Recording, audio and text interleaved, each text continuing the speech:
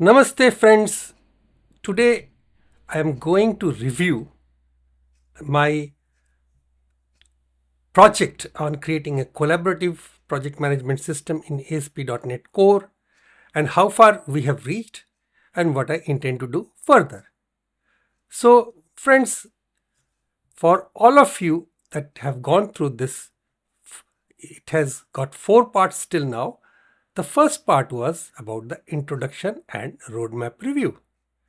So we actually are building a real-world collaborative project management system with projects, tasks, teams, comments, and attachments, and we'll be having role-based access, real-time updates, and background jobs.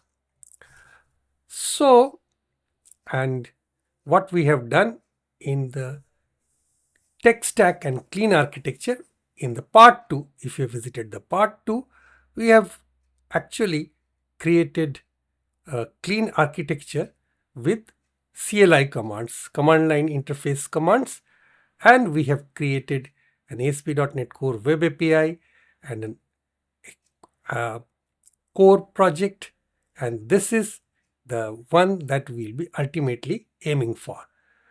But for now, we have already built these 3 projects: the core, infrastructure, and API.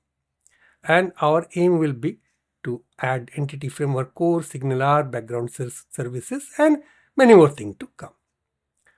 Now, let me review a bit about the roadmap. So, first of all, we have set up an architecture.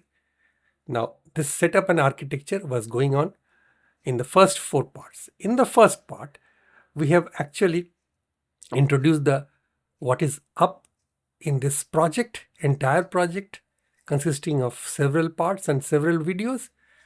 But in the second part, we took up in actually building those template projects of the core, infrastructure, and architecture, and the web API. The 3 projects we have built through command line interface first, and then we have seen that how we can automate it with Windows batch file or the PowerShell scripts. That is in the second part. And in the third part, I have shown you why we went for the command line interface. And then after the command line interface, build the solution and then created all the 3 projects and then added the reference of those projects as they are necessary and then added them to the solution. I have shown you how I can view everything in the Solution Explorer. And I have told you about why we went for the command line interface in the first place. And then in the last part, that was the part 4, I have shown you how to digitally sign the shell script, PowerShell scripts, so that it is production ready.